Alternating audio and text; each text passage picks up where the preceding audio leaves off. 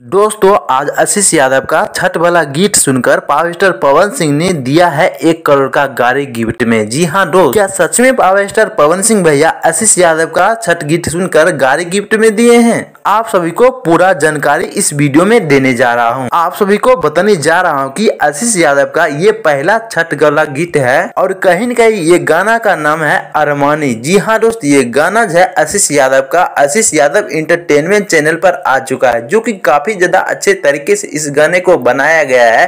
अभी ही जस्ट ही आया है। और भाई इस गाने का मैटर का बात करने जा रहा हूँ तो आशीष यादव बाहर में काम करते हैं, बट आप सभी को पता है कि बिहार और झारखंड में जितने भी लोग हैं छठ पूजा के दिन जो है घर आते हैं। कुछ इस तरीके से ही मैटर है। बट ये सब सुनकर पावर स्टार पवन सिंह बोले कि वाह भाई, तुम मेरे से भी अच्छे गाना गा लेते हो और कहीं न कहीं मैं तुमको जल्द ही जल्द एक गाड़ी गिफ्ट में दूंगा। कुछ इस तरीके से बयान किए हैं, बट अभी तक पावर स्टार पवन सिंह आशीष यादव को गाड़ी गिफ्ट में नहीं दिए हैं।